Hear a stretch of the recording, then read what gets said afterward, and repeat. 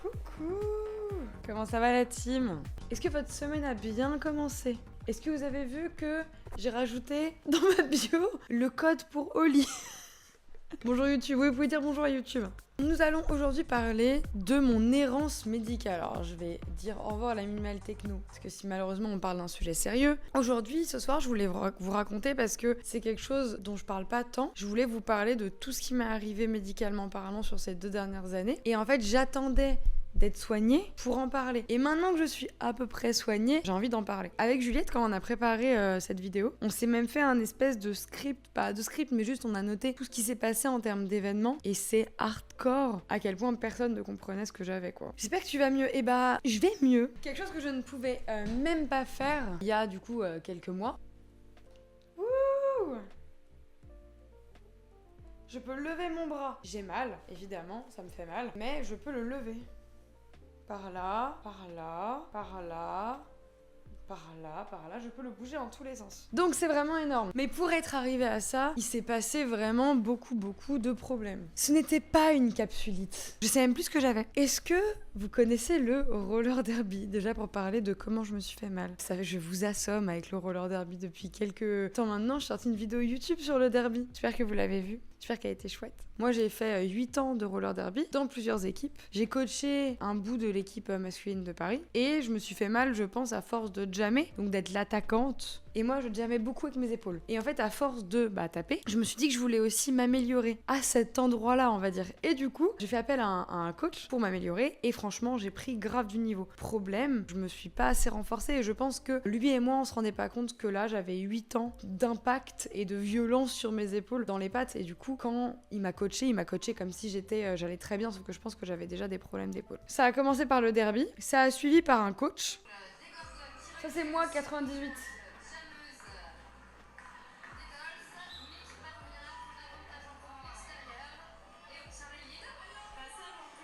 Voilà. Embryon. Bon, vous constatez, ça se voit déjà sur mon aisance que je suis pas en élite, hein, parce qu'on a maté des matchs d'élite la dernière fois. C'était un peu plus, voilà, c'était pas pareil que ça. Là, je suis en bleu sur ça, sur celui-là.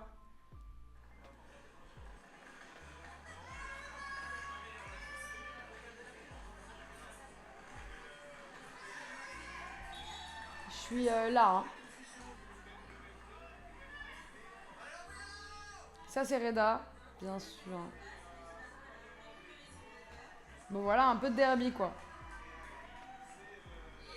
Ouais, et j'ai pas le temps de taper, mais je me suis pris quand même des sacrés coups. Je me suis pris des bonnes patates. Je sais pas si là je me prends une sacrée patate, mais... Et j'avais un collant comme ça, assez cool, avec un squelette.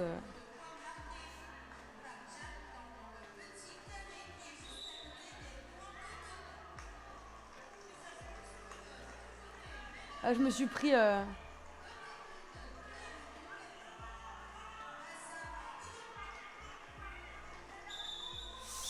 Bon, pas de cascade acrobatique extrêmement folle, mais bon, je me suis quand même pris des sacrés coups à certains moments.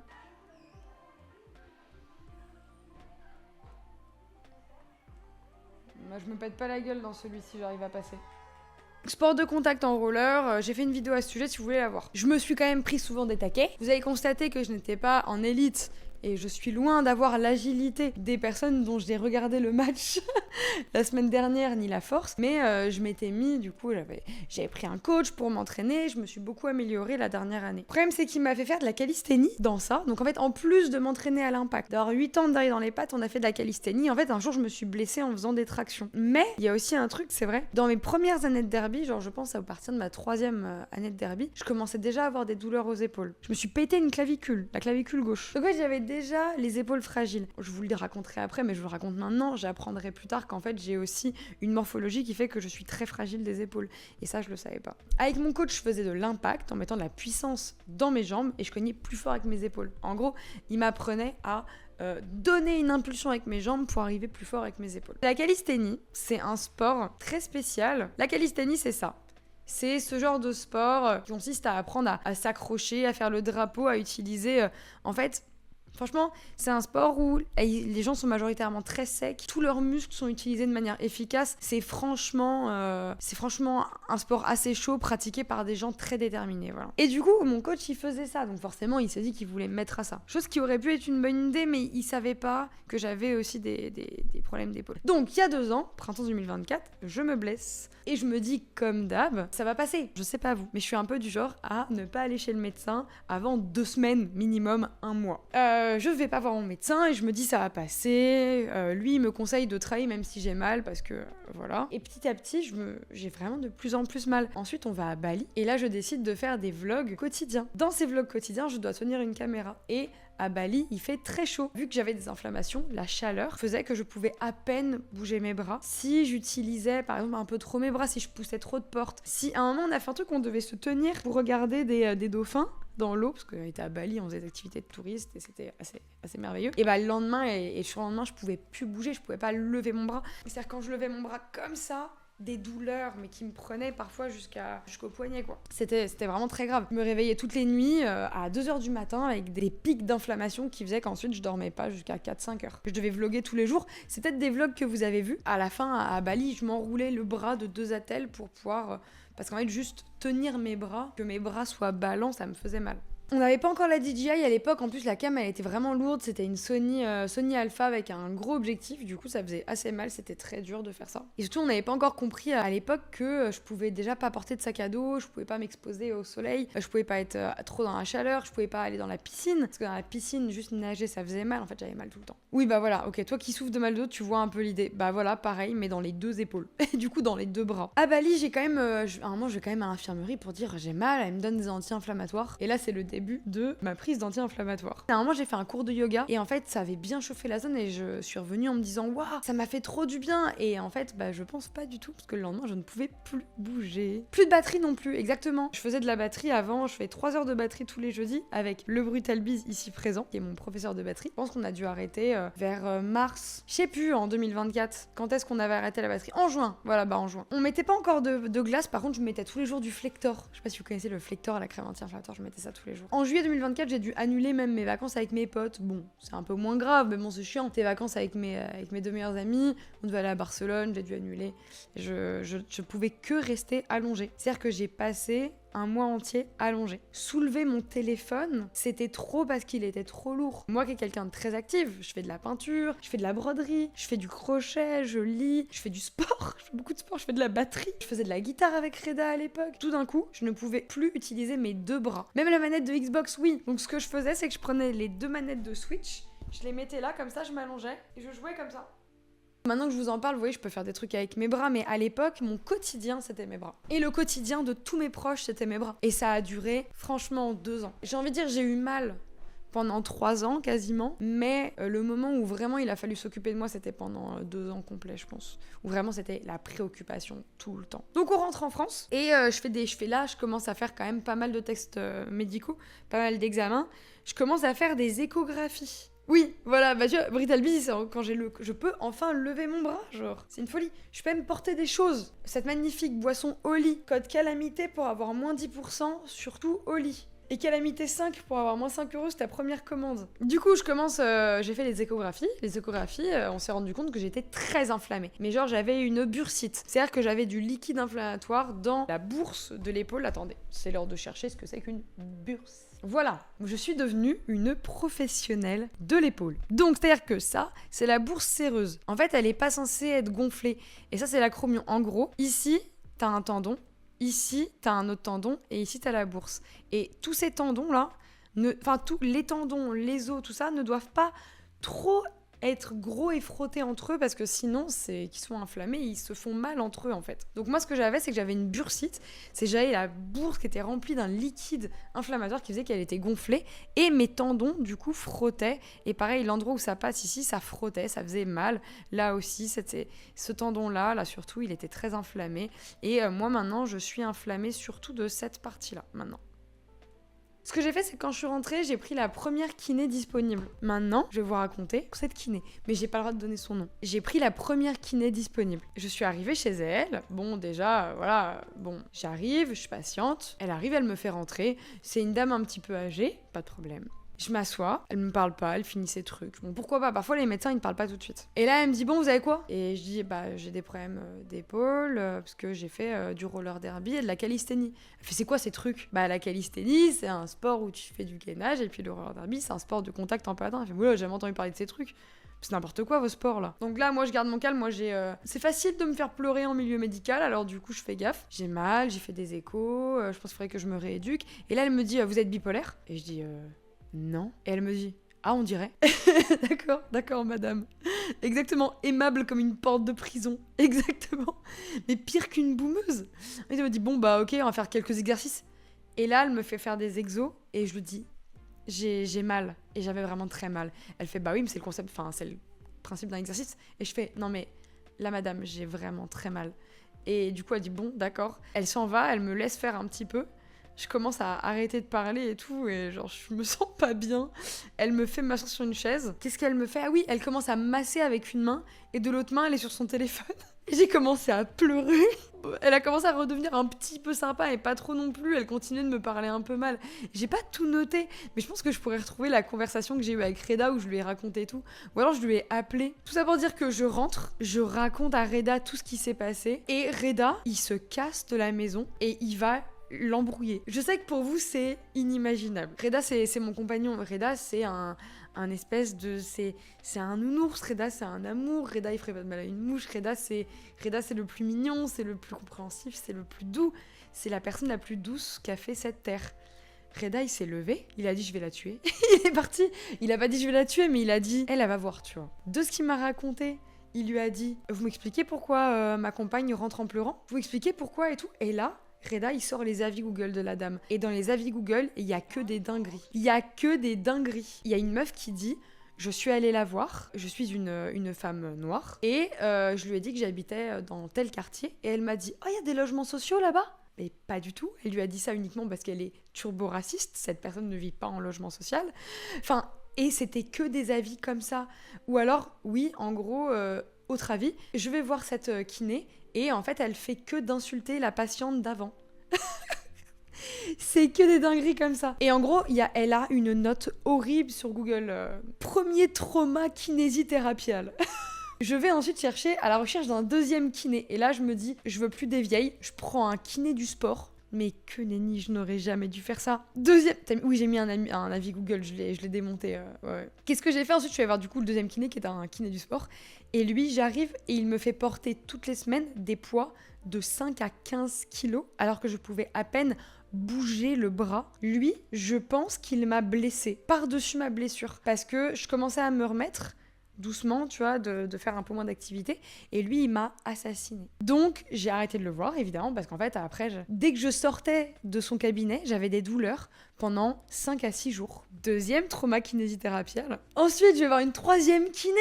Bien sûr, troisième kiné. Quoique non, elle était plus tard. Attendez, je vais revérifier la chronologie. Je vais pas vous faire tous les kinés. Ah oui, après, j'ai refait des échos. Les échographies, en fait, j'en ai fait tous les 3 mois. Je faisais une échographie parce que je voulais vérifier ce que j'avais. Je voulais que des médecins constatent. Regardez, je suis inflammée en permanence, ça ne part pas. Eh bien, effectivement, tout le temps, je te dis ah, vous êtes inflammée, madame. Oh, dis donc, vous avez une bursite. Ah, c'est bizarre. Elle est inflammée, votre épaule. Oui, elle est inflammée, mon épaule. Et pourquoi? Personne ne sait pourquoi elle est inflammée. J'ai vu un autre médecin où je lui ai dit je sais plus quoi faire, s'il vous plaît, donnez-moi quelque chose. Déjà, j'ai eu des anti-inflammatoires et surtout, il m'a conseillé d'aller faire une infiltration. Non, c'est l'inverse. J'ai vu un premier médecin qui m'a déconseillé de faire une infiltration. Et moi, j'étais en mode ah, dommage, ça avait l'air d'être super une infiltration pour me soigner. Il était en mode oui, mais non, il faut pas le faire, il faut le faire vraiment qu'en dernier recours parce que vous pouvez fragiliser votre muscle à jamais. Du coup, j'ai fait ah, d'accord. J'ai vu un deuxième qui ensuite m'a dit faites une infiltration. Bref, j'ai fini par faire une infiltration parce que j'avais trop mal tout le temps. Je suis allée en Italie et pendant l'Italie, j'ai commencé à prendre énormément d'anti-inflammatoires pour réduire l'inflammation, jusqu'à même avoir du Doliprane codéiné pour ma douleur. Ma médecin me les a donnés sans protecteur gastrique. Je sais pas si vous savez, mais en gros, ça te détruit l'estomac. En gros, j'ai donc un médecin dont c'est le métier, qui a fait des études, qui m'a donné un médicament qui détruit le ventre sans accompagnement pour protéger mon ventre. Du coup, j'ai eu des problèmes d'estomac ensuite, mais genre des douleurs. J'ai un moment, j'étais dans mon lit, j'ai cru que j'étais en train de mourir Et Reda n'était pas là et je me suis dit que j'allais mourir seule. Et j'étais en train de me tordre de douleur. J'avais l'impression d'avoir un ulcère, des trous dans le bide, tellement j'avais mal. Et je me suis dit, mais je vais mourir comme une conne dans mon lit. J'ai essayé de lui faire des vocaux, mais je bavais de douleur, bref, horrible. Faites attention si quelqu'un vous donne des anti-inflammatoires, que ce soit du kétoprophène, même de l'ibuprofène, en tout cas en grande quantité. Qu'est-ce que j'ai pris? J'ai pris plein d'anti-inflammatoires, j'ai pris des trucs à la cortisone. Prenez toujours des protecteurs gastriques et demandez-leur le max. On était en Italie avec Reda, parce que lui, il avait un séminaire de bluegrass. Et du coup, j'étais juste là, en Italie, il faisait chaud, donc j'avais mal. Je prenais des bouteilles d'eau, je les mettais au congèle et je me les mettais là, en ne bougeant pas de la journée, en bougeant un peu des positions de bras, en me disant ok, je suis en train de me soigner et tout, mais c'était horrible. Et c'est aussi le moment où tous les médecins me disaient il faut pas s'immobiliser, c'est pas bien pour les muscles. Et en fait, moi je leur disais oui, mais chaque mouvement que je fais me fait mal. Chaque centimètre de bras levé était une vraie douleur. Genre, du coup, je me suis immobilisée parce que j'avais tellement mal, quoi. En fait, ils me disaient toujours, oui, faites que ce qui vous fait pas mal, mais surtout, restez pas immobile. Oui, mais chaque mouvement me fait mal. Et quand t'as mal, tu peux rien faire. Ouais, c'était long. J'ai regardé beaucoup d'animés. Ensuite, en septembre, on est allé au Canada et j'y suis allée pour travailler à la base. Et je n'ai pas trop pu. Du coup, j'avais mal tout le temps, encore une fois. Il fallait tout me porter, il fallait faire gaffe à tout. Et puis là-bas, j'avais vraiment très mal à l'estomac parce qu'en fait, tout était gras. Au Canada, tout est gras. J'étais tout le temps en douleur. Ensuite, on est revenu, automne 2024, infiltration. Quelques mois après, deuxième infiltration. La douleur est horrible. La douleur de l'infiltration, mais horrible. Oh là là. Il te met une écho, donc il te fait une écho. Et ensuite, il te plante une aiguille. Il farfouille dans l'écho pour trouver l'endroit dans le muscle. Il fait ok. Et toi, t'es en mode là, il fait ok, on est au bon endroit. Et là, tu sens un truc qui s'injecte dans toi. Et plusieurs jours, t'as l'impression d'avoir un truc dans toi. Je peux pas.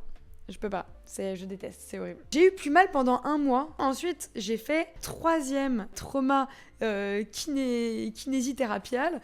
J'ai vu une kiné pendant 4 mois qui ne savait pas quoi faire de moi. Et j'en ai pleuré à la fin parce qu'en fait, au bout de 4 mois, elle voyait que rien n'avançait. J'avais mal toutes les semaines, de la même manière.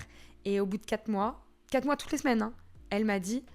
Madame, je peux plus rien pour vous, je sais pas quoi faire. Et là, en fait, j'ai pleuré. Ça faisait 1 an que j'avais mal et je me suis dit, mais en fait, ça va durer combien de temps, quoi. Donc, bref, ça, c'est un des premiers gros coups au moral que j'ai eu. C'est quand t'as quelqu'un dont c'est le métier qui te regarde et qui fait j'ai tout essayé.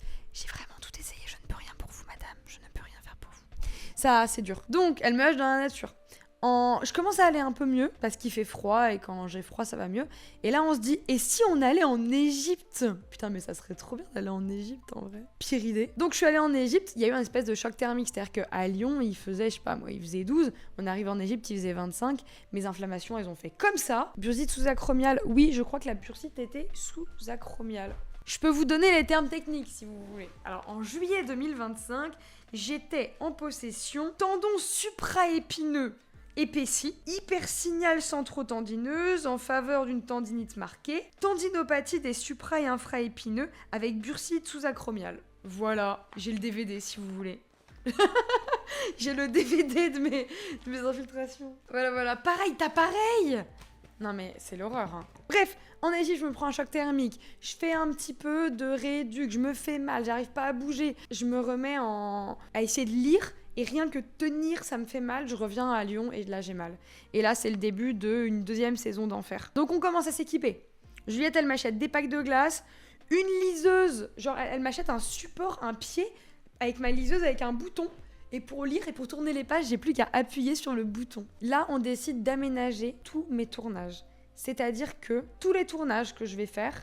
Déjà, c'est 1 tournage par semaine. Je ne dois surtout pas utiliser mes bras. Si imaginons que j'ai des reels à faire ou des machins, c'est quelqu'un qui me pose le setup.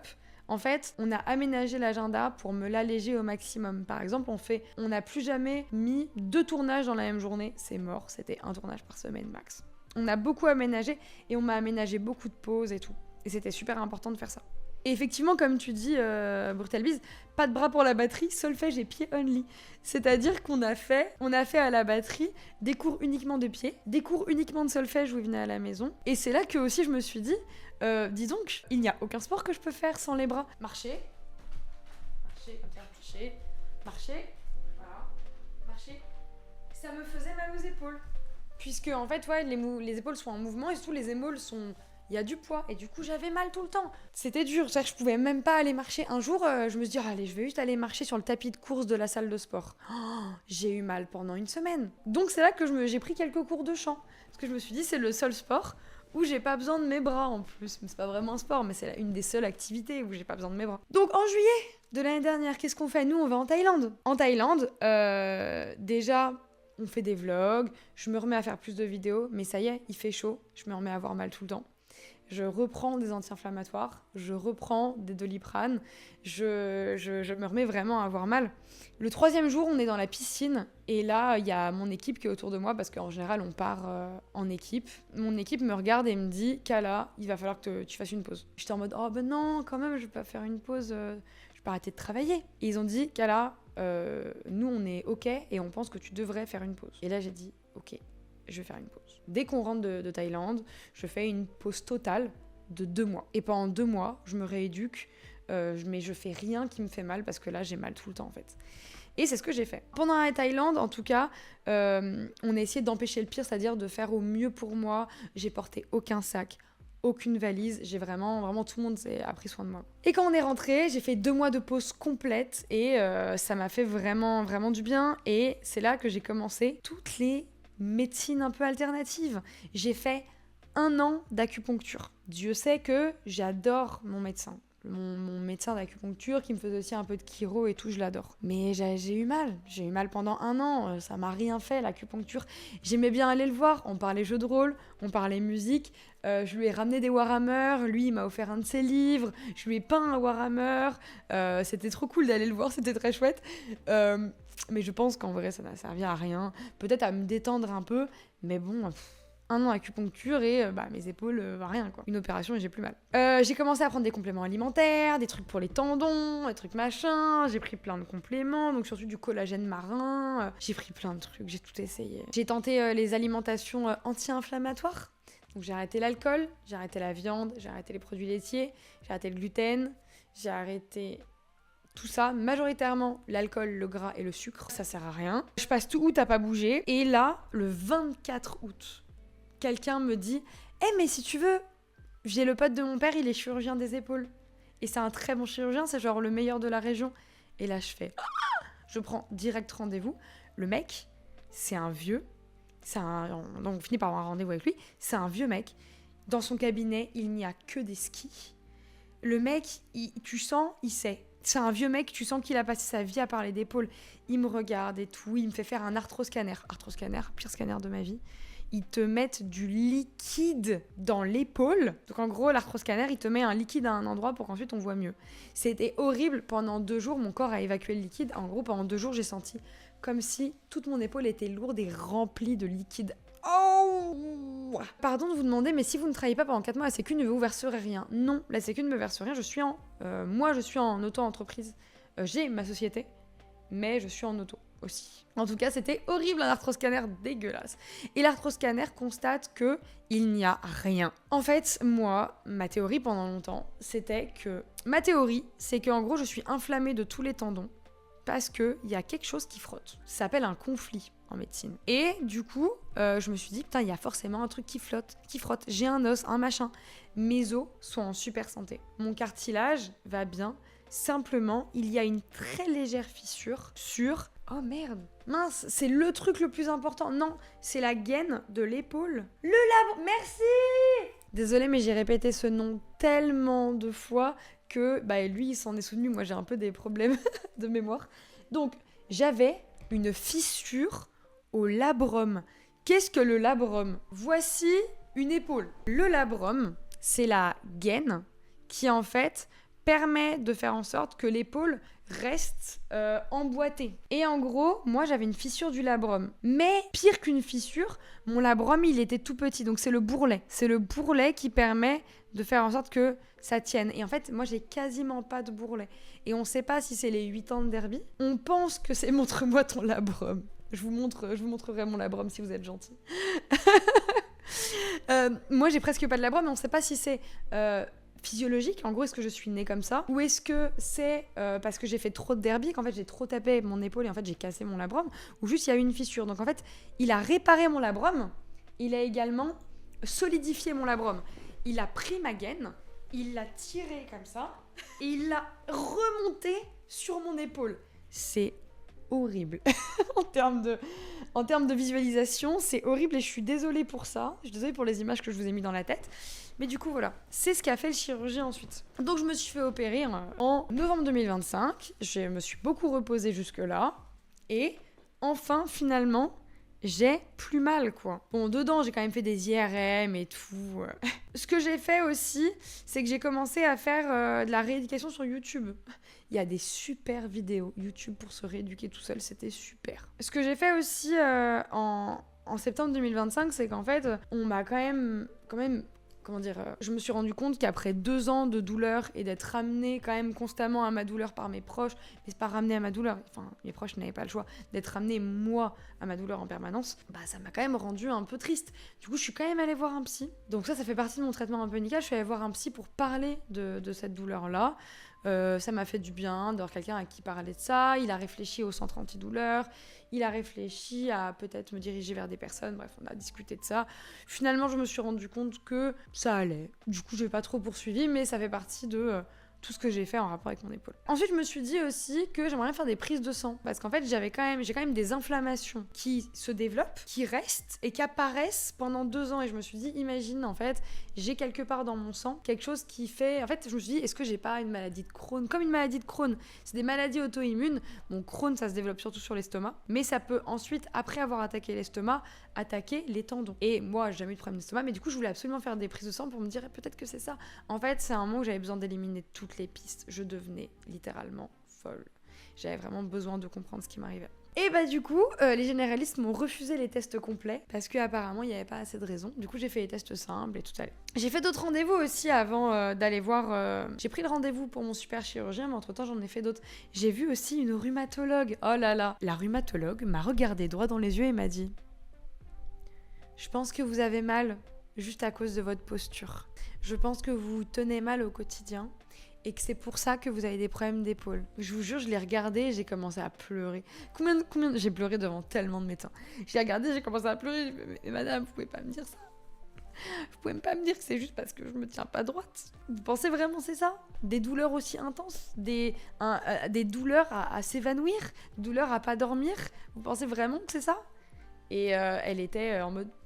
non, mais quand même. Je lui ai forcé à me faire une écho. Elle a dit, ah oui, c'est quand même inflammé. Ouais, spécialiste, j'ai fait tous les pires, hein, finalement. Et finalement, le chirurgien, il regarde l'arthroscanner. Non, je peux pas vous donner les noms des médecins, malheureusement. Je suis désolée. L'arthroscanner, on voit juste qu'il y a une légère fissure. Et mon chirurgien, il pense que c'est pas ça. Et mon chirurgien, il m'a dit... Écoutez, on va vous ouvrir juste pour voir ce qu'il y a. Donc en fait, quand je me suis fait opérer le 26 novembre, c'était... une chirurgie exploratoire, je sais pas si vous connaissez le concept, c'est qu'en gros on ouvre mais on sait pas pourquoi y faire. Et j'ai signé un papier qui disait que à partir du moment où ils m'ont ouvert, ils peuvent faire ce qu'ils veulent sur la partie qu'ils veulent. Donc en gros finalement, à n'importe quel moment, ils peuvent découvrir que je sais pas, j'ai un tendon qui est mal accroché, le réaccrocher, en gros voilà, tu vois c'était un peu stressant. Et pareil, tout ça sous anesthésie générale. Anesthésie générale, petit rappel que c'est quand même pas anodin du tout. Une anesthésie générale, c'est quand même pas un petit truc. Ça peut être très dangereux, surtout quand tu l'ouvres et que tu sais pas pourquoi tu ouvres. Donc ça, c'était un peu spécial aussi. Et maintenant, t'as une oreille greffée sous la peau et tu le sais pas. C'est dégueu. C'est dégueu d'imaginer ça, je veux pas imaginer ça. Maintenant, qu'est-ce qui s'est passé? Bah maintenant, ça va mieux. J'ai quand même des douleurs tout le temps. C'est-à-dire que j'ai mal tout le temps, mais les douleurs sont à aller de 3 sur 10. Et je peux refaire de la batterie. D'ailleurs, demain, j'ai 3 heures de batterie. Ça va mieux, je peux me tenir sur mes bras. Quand je fais mon kiné, maintenant, je porte des poids. Non, c'est vraiment bien. Je pense pas que ce soit à cause de mon métier, je pense que vraiment c'est les années de roller derby, plus. Parce que mon métier, finalement, agit pas tant sur les bras. Par contre, le derby, ça tape sur les épaules. Bon voilà, je crois que je vous ai tout raconté. Maintenant, prenez soin de vous, hein. Écoutez-vous, et ouais, et lâchez rien, parce qu'on avait fini par quasiment abandonner hein, à un moment. Et quand on a eu enfin ce chirurgien, on a dit, ouais, c'est peut-être ça. Ça mérite un verre. Oui, ça mérite un verre. Un verre de Oli. Bon, j'espère que ça vous a plu. On peut enfin, genre, clore un chapitre. Parce que c'était pas le chapitre le plus fun de ma vie d'avoir mal au bras pendant 2 ans. Donc merci beaucoup d'avoir écouté. Passez une bonne soirée. Je vous fais plein de bisous. Je vais vous laisser comme ça. Je vous dis à très vite. Bisous. Merci, je vais me reposer, promis. Je vais bien me reposer là ce soir. Ça va me faire du bien. Ciao, ciao.